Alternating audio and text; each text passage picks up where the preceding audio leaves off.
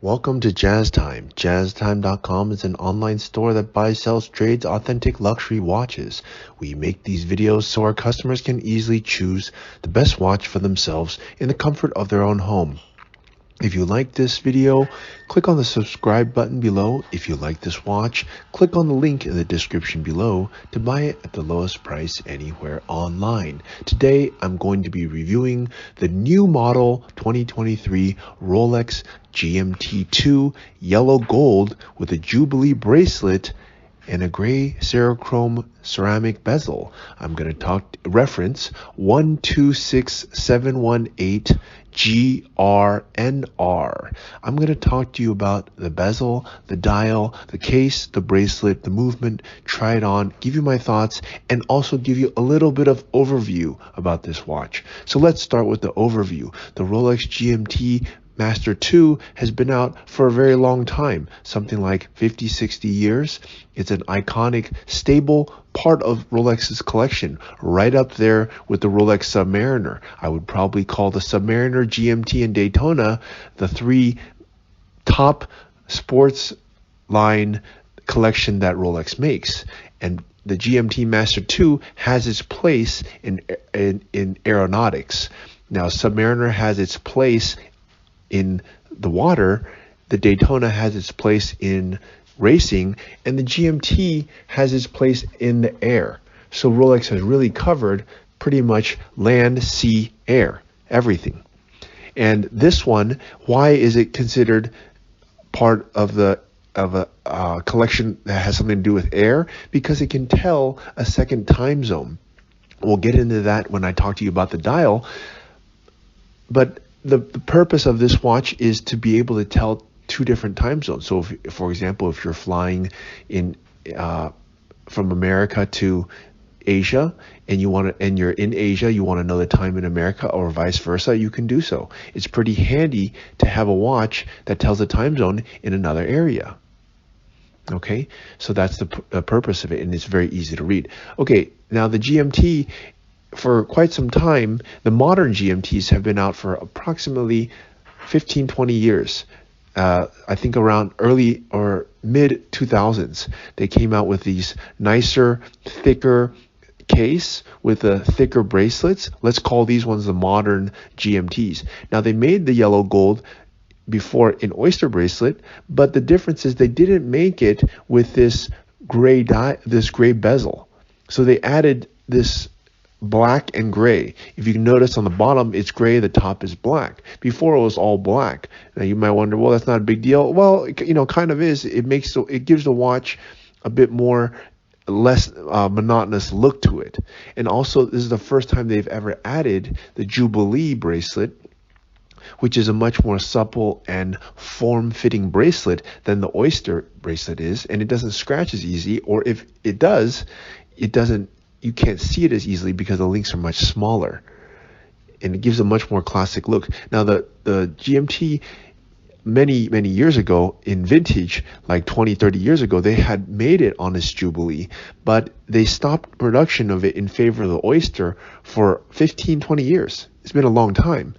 And they finally brought it back, and this is the form they bring it back in, which is a quite nice way to bring it back. All right. And I might add to this also, it's the only sports watch in Rolex's line that only uses that has a Jubilee bracelet in precious metal, that is. They also make it in Pepsi with a steel, but the only one that they make with a Jubilee bracelet in a precious metal here that you see in yellow gold. So in that sense, it's also special. Okay, now they made several variations of the GMT. They make it in white gold, they make it in stainless steel, they make it in rose gold and steel. They also used to make a yellow gold on oyster. They don't make that anymore, and now they make it here in revamped with yellow gold and Jubilee bracelet. So here we go. Let's talk about the case here. Now, the case is 40 millimeter. That hasn't changed. The case has not changed since 2005. It's almost 20 years ago. And it's a super case. It's much thicker. It has these thicker, it actually is thicker on the lugs than the Submariner. And I think it makes it look very rugged, very strong. I like these angles. It has this big, strong case. Now that's what you see. And let me turn it on its side now.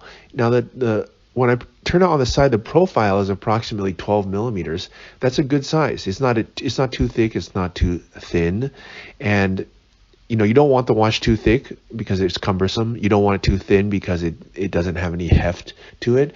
So at 12 millimeters, it's just a very good size. All right. Okay, so it's a monoblock middle case with a screw down case back and winding crown, and that just means that it's made out of a singular piece of gold. All right, and it's actually 18 karat gold. And I guess since we're talking about the gold here, I might also add and tell you that Rolex has, not surprisingly, its own gold foundries, which means it mixes its own gold, and that way they have the purest metals, and it's meticulously inspected in an in-house laboratory with a state-of-the-art equipment, so that the gold is formed and shaped with painstakingly attention to detail, as you would expect from Rolex. Okay, and they take this gold and they mix it with several proportions of silver, copper, platinum, or palladium so that it obtains this exact yellow color. All right, so yeah, that's pretty cool. And don't forget, you know, gold is a precious metal, and no matter where you get it from, it has to be mined from the earth at some point. So you can say this is a vegan Rolex because it's all came from the earth. That's one way you could look at it. So, all right, now let's talk about the dial. The dial is, now you might just say, well, what's the big deal about the dial? Well, first, the dial, it hasn't changed much. It still has these maxi dial, which just means that the hour markers are big. They've been doing this since 2005. That's no surprise. It has it's a black dial, which is also no surprise. But I might just point out to you that if you look at the words, they're written in gold. The GMT-Master II part is actually written in gold. And you might wonder, well, what's the big deal about that? Well, it gives the watch, you know, before they would put this in different colors. They would put like red, they put it in green before, and they just do different colors for it. But this time they decided to make that part in gold so it matches the rest of the watch. Now on the previous generation, for whatever reason, they made it in green. Now they do that, and when they do that, they also match the hand. So on the 24-hour hand, they put it in green. Now I don't really know why they did that, because there was no other green on the watch. It just literally had the words GMT-Master II green, and then the 24-hour hand was green. I mean, I'm not sure why that is. What did green have to do with this other than money? I'm not sure, but in other countries, money is not green. So I'm not sure why they did that, but I think it's a good decision to put this hour hand or 24-hour hand in gold, as well as the words GMT-Master II in gold, because those are kind of the second most important word after the word Rolex. And it gives the watch a much cleaner look. Okay. All right, let's go ahead and talk about this bezel here. Now, the bezel is a bidirectional, rotatable, 24-hour graduated bezel. It has two colors, gray on the bottom and black on the top. Rolex calls it a Cerachrome insert in ceramic molded with numerals and graduations.